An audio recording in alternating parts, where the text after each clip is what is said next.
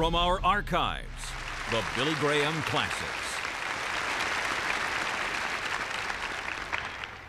Agora eu quero que você abra comigo em Mateus, no capítulo 26, começando no versículo 36. Então Jesus vai a um lugar chamado Getsêmani e disse aos discípulos: sentai-vos aqui, enquanto eu vou ali orar. E ele levou consigo Pedro e os dois filhos de Zebedeu e começou a ficar triste, muito triste. Então disse-lhe: a minha alma está profundamente triste até a morte. Ficai aqui, orai e vigiai comigo. E ele foi a um lugar mais distante e caiu sobre o seu próprio rosto e orou dizendo: ó meu Pai, se possível, passe de mim este cálice, não como eu quero, mas como tu queres, que seja feita a tua vontade.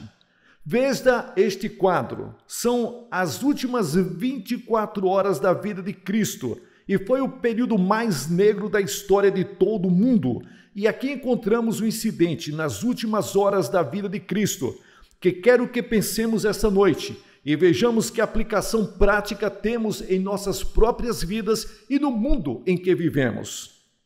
Muitas pessoas me escrevem e eles dizem que não entendemos o Evangelho, não entendemos o que você quer dizer, receber a Cristo ou nascer de novo, mas eu acho que mais pessoas escrevem para mim e dizem: e eles não entendem porque Cristo teve que morrer na cruz para que sejamos salvos. Eles não entendem as horas escuras do Getsêmani. Eles não entendem porque Cristo deu sua vida voluntariamente. Eles não entendem porque ele suportou a vergonha da cruz. Eles não entendem todas as frases da Bíblia que falam sobre o sangue de Jesus Cristo nas Escrituras. Você encontra a frase, o sangue de Cristo. O sangue de Cristo nos limpa de todo o pecado.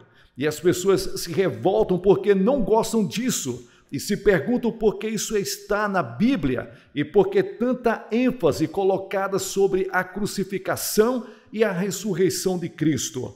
Bem, esta noite quero que vejamos que estas últimas 24 horas na vida de Cristo foram as mais escuras da história da humanidade.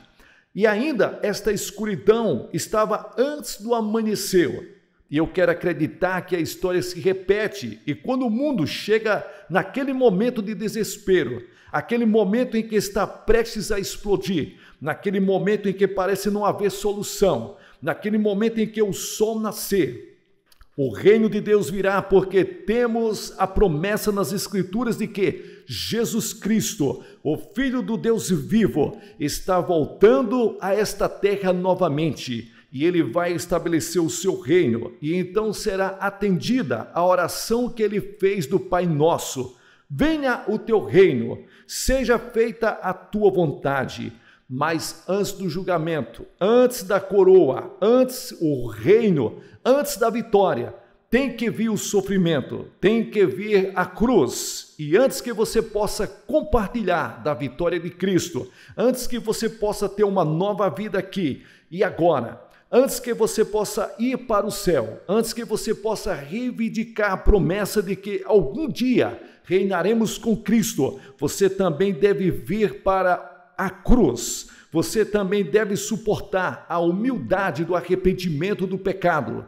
Você também deve vir na fé simples e ficar ao pé daquela cruz e receber o Salvador que se dispôs a ir para a cruz. E eu quero nessa noite que você veja que antes dele morrer, ele teve a última ceia com os seus discípulos no cenáculo. E eles foram agora para o Monte das Oliveiras, ao pé do monte. E agora eles estão em um jardim chamado Getsêmani. E Jesus deixa 8 de seus discípulos nos arredores do jardim. E ele leva 3 com eles, Pedro, Tiago e João. Ele vai um pouco mais longe no jardim e diz a estes 3 discípulos para vigiar e orar. E então ele sai a um tiro de pedra mais adiante e cai prostrado no chão e começa a oração agonizante. E antes de terminar, a Bíblia diz que ele estava suando gotas de sangue. Que agonia! Que oração Cristo deve ter feito naquela noite. Muitas vezes nas Escrituras você encontra Cristo orando a noite toda. E se Cristo teve que orar a noite toda, imagine nós, agora em 1958, com os nossos problemas raciais, com os nossos problemas do comunismo, com os nossos problemas da criminalidade que se agrava a cada dia que passa, com todos os problemas sociais que enfrentamos no mundo e os problemas pessoais e os problemas dos pecados, nós, os americanos, não estamos orando, não estamos invocando a Deus, não estamos dando a nossa boca para o serviço de interceder, estamos com o coração longe de Deus, porque quando o nosso presidente dos Estados Unidos fez uma proclamação para um dia de oração outro dia, você não leu muito sobre isso. Poucas igrejas observaram muito pouco e muitas poucas pessoas passaram algum tempo em oração, no dia de oração, quando o presidente disse que precisamos invocar a Deus, o povo não invocou. Não poderíamos nos chamar de uma nação cristã esta noite. Existem os cristãos que vivem na América e as influências cristãs foram sentidas nesse país, mas hoje somos pagãos. País pagão, estamos longe de Deus, temos muita religião, lindas igrejas, mas nossos corações estão longe de Deus. Não estamos gastando tempo em oração.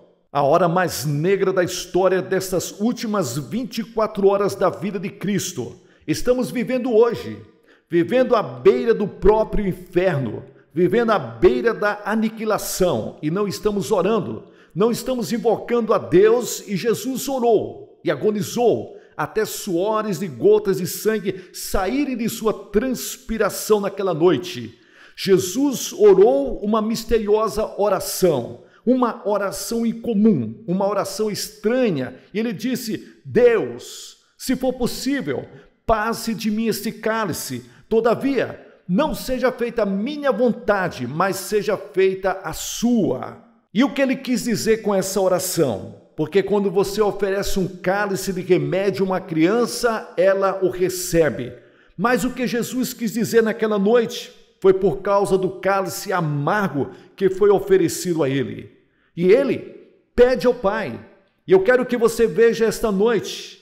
Ele sabia, Jesus, que a cruz estava sempre diante dele, a sombra da cruz. Desde o dia em que ele estava em seu batismo na tentação, as bodas de Canaã, quando ele disse que as minhas horas ainda não chegaram, quando a multidão queria que ele fosse feito rei e o exaltaram, na hora da transfiguração, quando ele falou com Elias e Moisés, ele sabia que deveria morrer. Ele ensinou a seus discípulos que ele deveria ir para a cruz, porque ele havia lido nas escrituras do Antigo Testamento sobre o sofrimento do Messias, que devia suportar a sombra da cruz, estava sempre diante dele, o tempo todo. Ele sabia que tinha que ir para a cruz e pagar pelos nossos pecados, para que fôssemos salvos. Mas aqui era a hora final. A taça do sofrimento era amarga para entendermos a química, a fórmula da mistura do copo naquela noite. Eu quero que olhemos profundamente. Por um momento, quero que vejamos e analisemos e quero que vejamos o quanto Cristo suportou para que fôssemos perdoados de nossos pecados, para que pudéssemos ir para o céu, para que pudéssemos ter a esperança da solução dos nossos problemas. Primeiro, o primeiro elemento. Naquele copo havia a dor física dos homens que morrem mortes terríveis, homens que morreram queimados em fogueiras, homens que morreram e sofreram dores físicas, mas a morte na cruz foi algo ainda pior do que tudo isso. A morte na cruz é considerada a pior tortura possível que um homem pode suportar.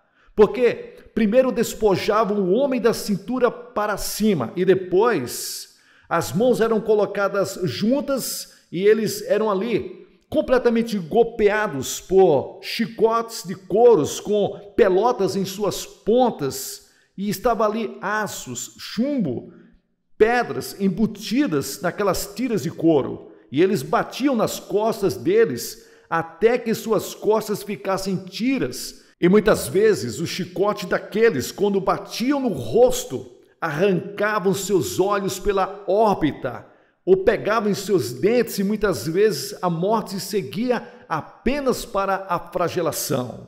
Flagelações que foram dadas por grandes homens musculosos. Jesus suportou esse tipo de açoitamento para você e para mim.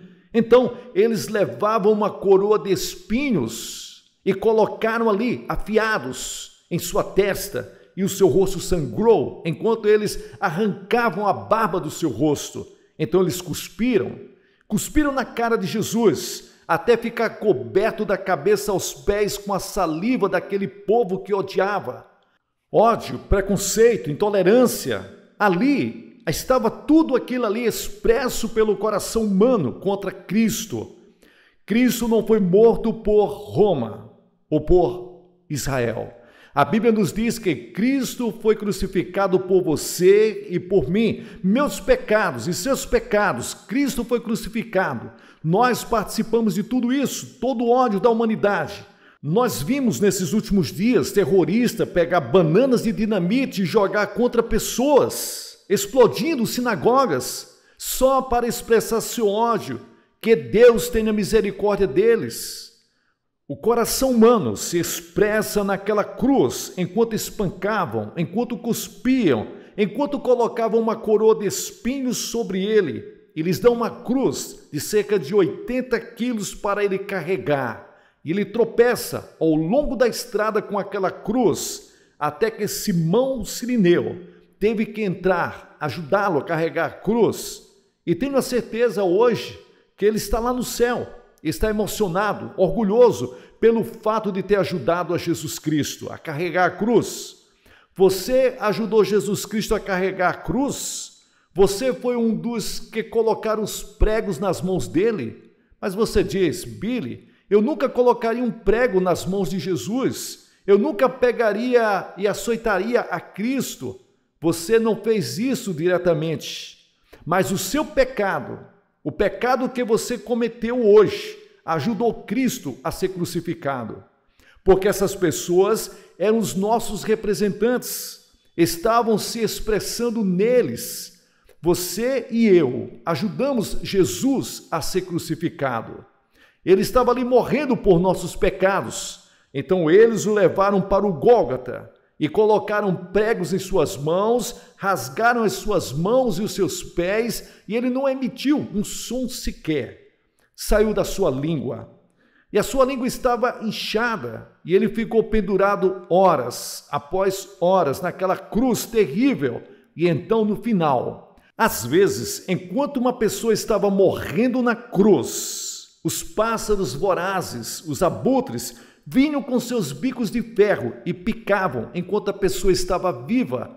Aquilo era a cruz. E naquela noite, antes de morrer, Jesus estava de joelhos diante de Deus e dizendo: Deus, se possível, salva Billy Graham. Se possível, salva Jim Jones. Se possível, salve homens e mulheres. Veja se existe outro caminho, sem que eu tenha que suportar aquela dor. Ó Deus! Mas não havia outro meio. Havia o sofrimento que era a solidão que ele sofreu, porque Jesus foi para a cruz sozinho.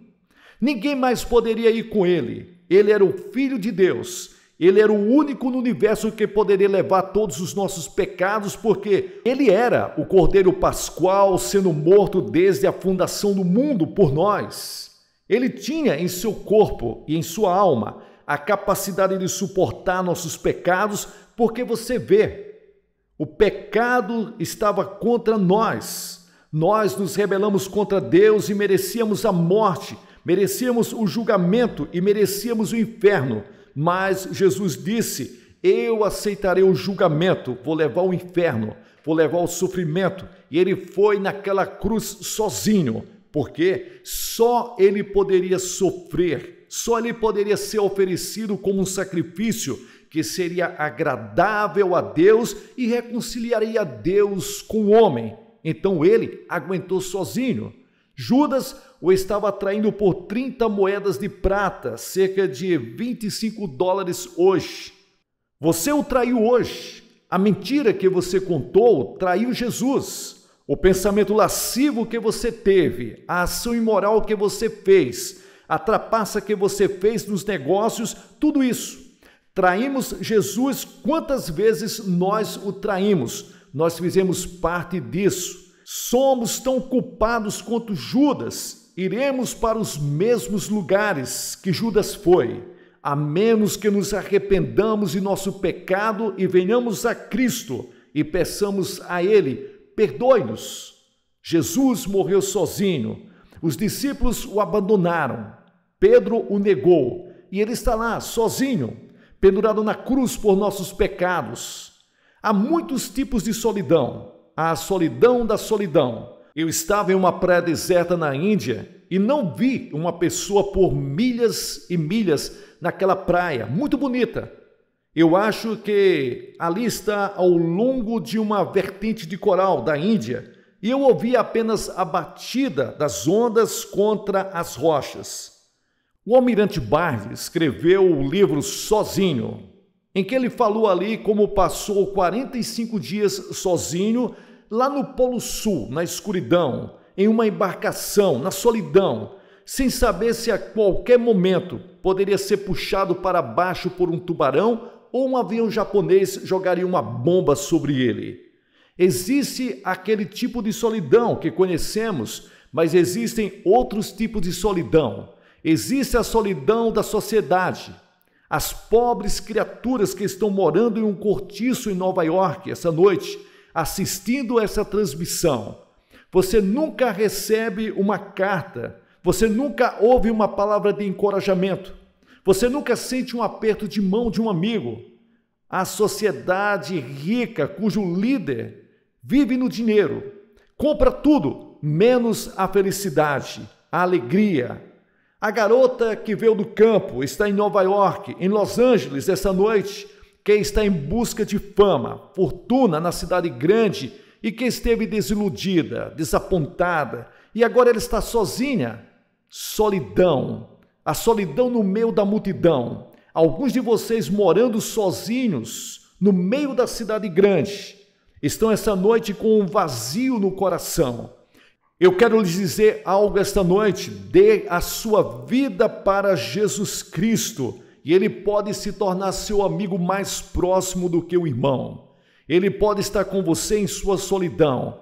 E então, há a solidão do sofrimento, que alguns de vocês que estão me assistindo no leito do hospital, em toda a parte da América, e você está sozinho, deitado aí. Você está aí com alguns amigos, talvez em uma cama de água, e no seu quarto está cheio de sofrimento.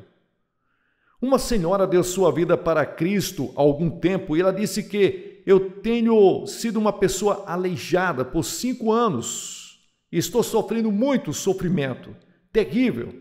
E ela disse, passei muitos dias sozinha, mas nunca um dia solitário de minha vida, porque Cristo entrou no meu coração.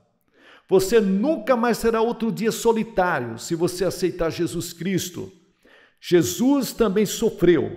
Ele sabe o que significa o sofrimento. Ele entende. Ele sofreu o sofrimento de estar sozinho. E ele pode vir e colocar a mão em sua testa e confortá-lo. Estar ao seu lado durante aquelas horas solitárias de sofrimento. E então, há a solidão da tristeza que você esteve muitas vezes no quarto de um doente. E você viu um ente querido ser arrancado de você, e você não podia fazer nada, e seu coração foi esmagado por decepções em sua vida. Talvez o seu marido tenha deixado você por alguém lá fora, ou talvez você tenha sido deixado pelo seu namorado, e seu coração está esmagado, partido, sangrando esta noite.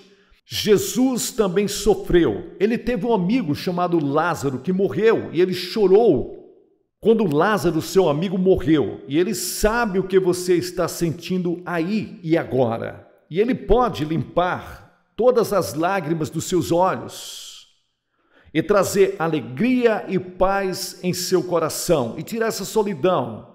E então, a solidão de caráter que um homem pode encontrar em uma comunidade ou uma sociedade onde ele tem que se posicionar sozinho em algumas questões morais e não é fácil ficar sozinho.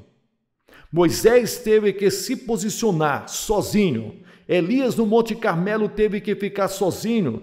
Todo o país estava contra Elias e ele foi o único homem que representou Deus. E você sabe que nós que conhecemos o Senhor Jesus Cristo como nosso Salvador, estamos em uma pequena minoria no mundo e estaremos cada vez mais sozinhos. Em alguns de nós, algum dia, terá que pagar com o seu próprio sangue e sua vida por causa da sua fé em Jesus Cristo.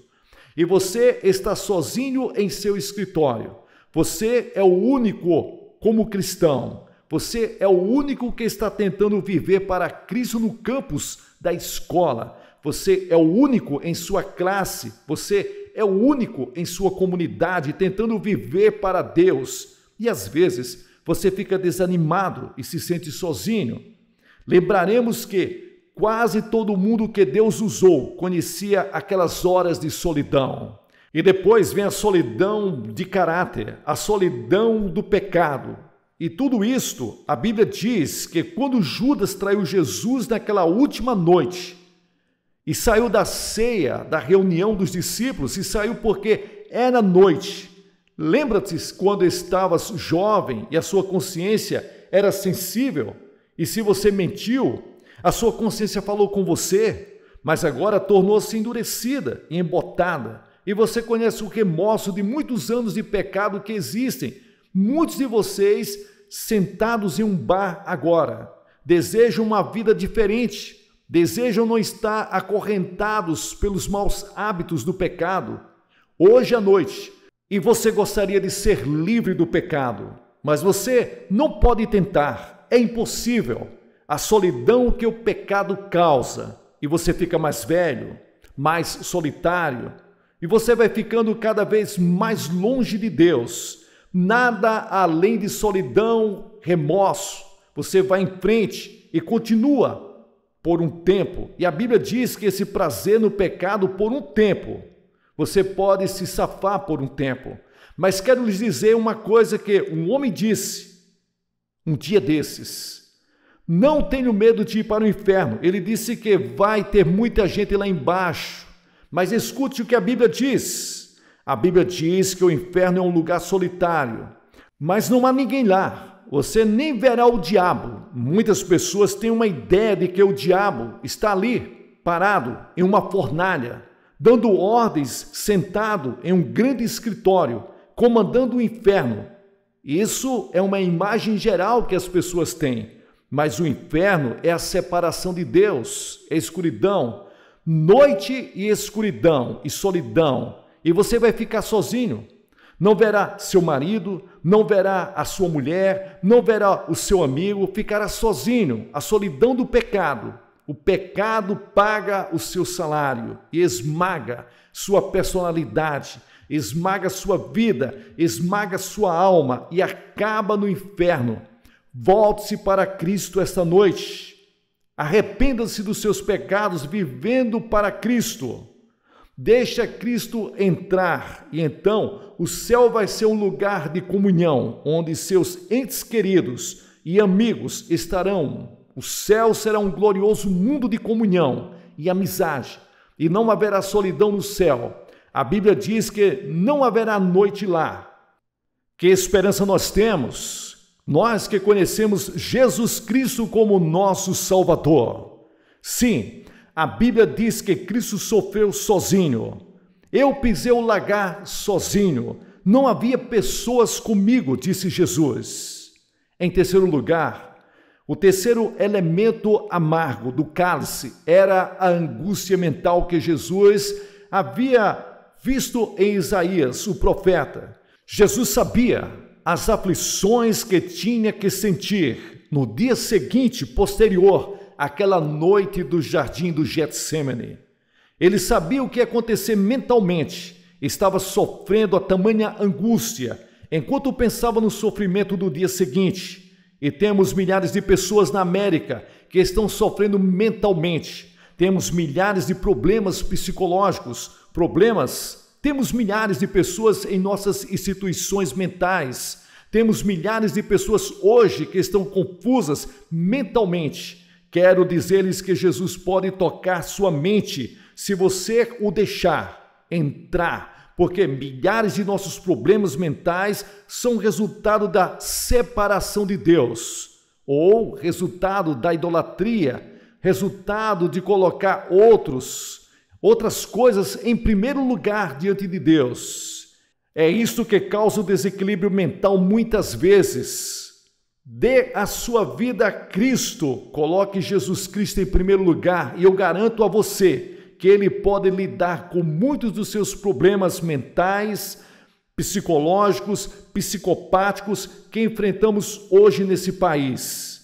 Milhares de pessoas que estão sofrendo mentalmente aqui no Sul. São milhares de pessoas que estão sofrendo angústia nesse momento em particular.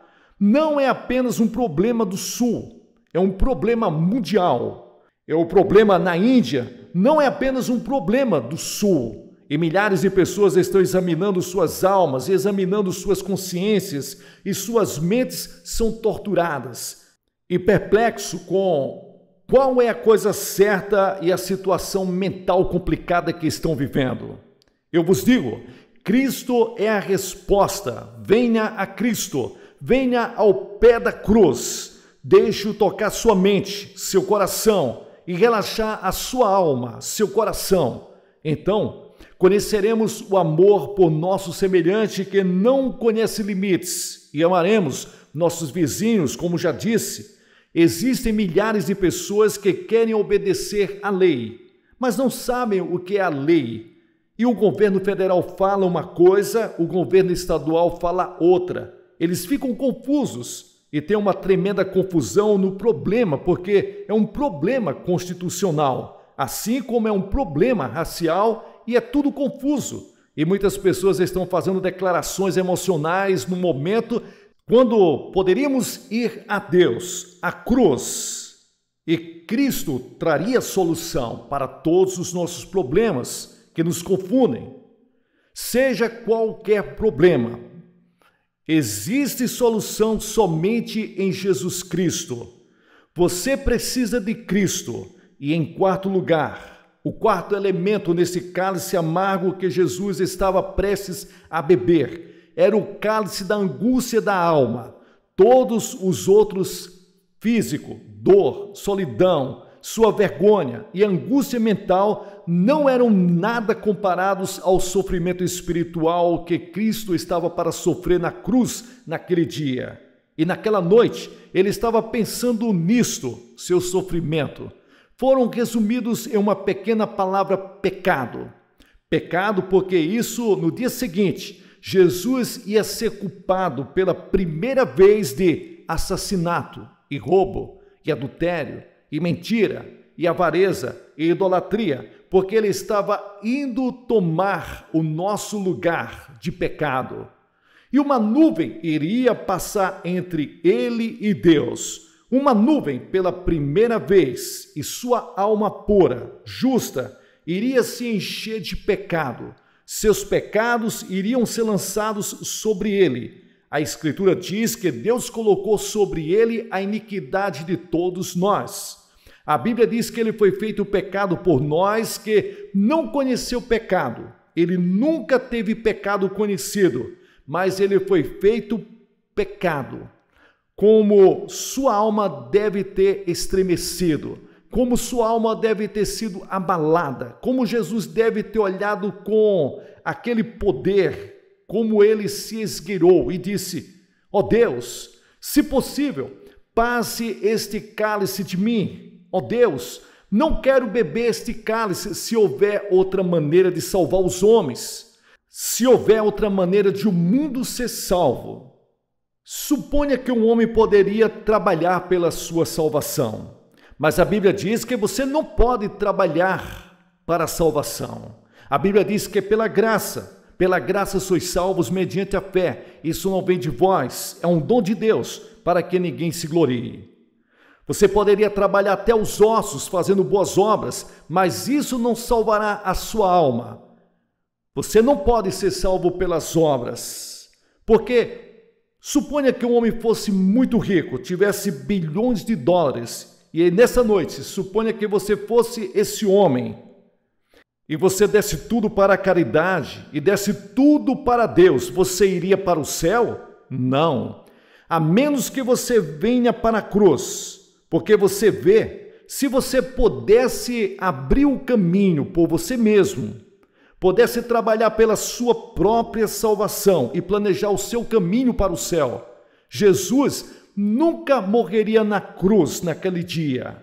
Mas Deus disse para o seu filho: não há outro caminho. Se for possível, passe de mim esse cálice. Se for possível, Deus, deixe esse cálice passar de mim esta noite. Eu não quero ter que beber, a menos que eu precise. Mas não havia outra maneira.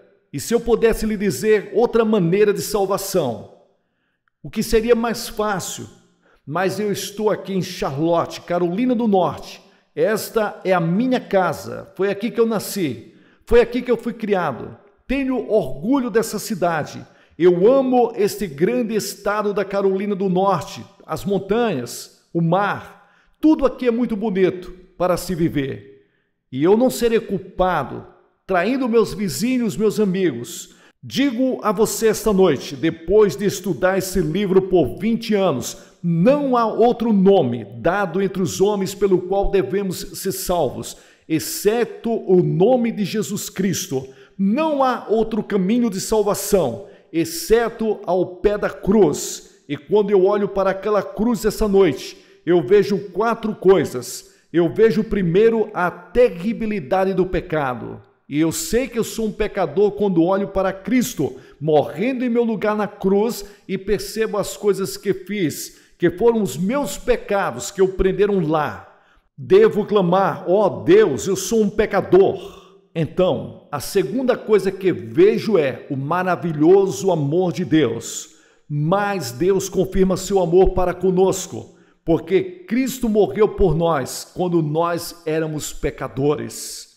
Porque nós, você, eu, nos rebelamos contra Deus, nós pecamos contra Deus. Você fez coisas que você sabe que não deveria ter feito. Você ajudou até Jesus a ser crucificado. Mas apesar disso, Deus te ama. E na cruz, lá estava escrito com letras gigantescas em neon: Deus amou o mundo que deu seu Filho unigênito para que todo aquele que nele crê não pereça, mas tenha a vida eterna.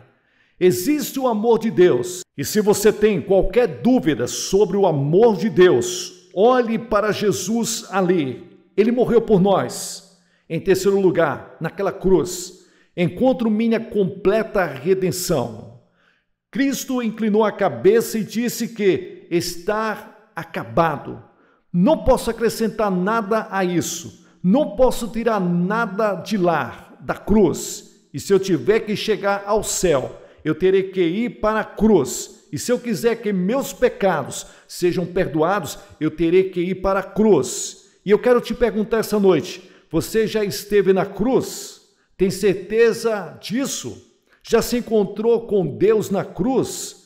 Você pode ser um membro da melhor igreja dessa cidade, ter uma vida moral. Você pode ser uma pessoa decente. Eu não sei quem você é ou o que você fez. Isso não faz diferença de que raça você é, qual a sua nacionalidade, qual é o estado que você mora, se você é rico ou pobre, qual a educação que você tem ou se você não tem. Mas se você vier para a cruz e você diz: Billy, quão tolo você é dizer que se eu aceitar a Jesus e vir para a cruz, eu estou perdoado. Sim, você está certo. E a Bíblia diz que a pregação da cruz é loucura para os que perecem. Deus disse: você diria que é tolice. Você pode ser um PhD da melhor universidade. Se você nunca se encontrou com Jesus, se você não tem paz com Deus, você terá que vir como uma criancinha, se colocar na cruz. E você não vai entender intelectualmente. Você nunca entenderá nunca entenderá toda a expiação, nunca conseguirá fazer tudo, mas você vem com uma fé simples como de uma criança e entrega sua vida a Cristo. Você pode ser o maior empresário da Carolina do Norte, você pode ser um líder da sociedade, você pode ser um funcionário do sindicato, pode ser um trabalhador, seja quem for. Você tem que passar pela mesma porta para o reino. E Jesus disse que Ele é a porta estreita. A porta apertada é a cruz. E se você não tem certeza disso, que já renunciou ao seu pecado e recebeu a Cristo como Salvador, venha esta noite. Porque eu não vejo como qualquer pessoa poderia resistir ao amor de Deus. Muitos me perguntam, qual é o pecado imperdoável? Eu vou te contar o pecado que Deus não pode perdoar. Qualquer homem ou mulher que rejeita ao seu Filho Jesus Cristo, que morreu pelos seus pecados, comete o pecado imperdoável. Não resta mais sacrifício pelo perdão. Não há outro jeito. E eu te digo, meus amados amigos desta grande nação, há apenas um caminho de perdão, redenção e salvação, e é a cruz. E estou pedindo para você vir para a cruz essa noite. Receba pela fé o seu Filho Jesus Cristo. Não negligencie, não deixe para outra noite. Você pode nunca mais ter outra oportunidade, outra noite como essa. Vou pedir a todos vocês, nesse edifício, que se levantem de seus assentos. Agora, centenas de vocês apenas se levantem agora e venham, fiquem bem aqui na frente e digam esta noite, eu quero Cristo, eu vou me identificar com Ele na cruz, estou pronto para deixar meus pecados, estou pronto para me entregar a Cristo, eu quero preencher a minha vida e quero que Ele me ajude a resolver meus problemas e perdoe meus pecados e alivie meus fardos. Eu quero que Ele entre em minha vida, esteja perto de mim como um irmão. Quero que Ele entre e me ajude e me perdoe e me purifique. Estou disposto a vir conhecer Ele na cruz. Deus diz, quero te conhecer, quero te ajudar, mas só vou encontrar você e ajudá-lo em um lugar, e essa é a cruz. E pode parecer tolice dizer, levante-se da cadeira e venha. Não me pergunte como isso acontece, eu só sei. Quando um homem vem a Cristo, ele nunca mais pode ser o mesmo. Eu só sei que sua vida muda se você vem para a cruz. E eu vou pedir a você para vir agora. Centenas de vocês em todo o prédio, apenas se levantem de seus assentos nesse momento.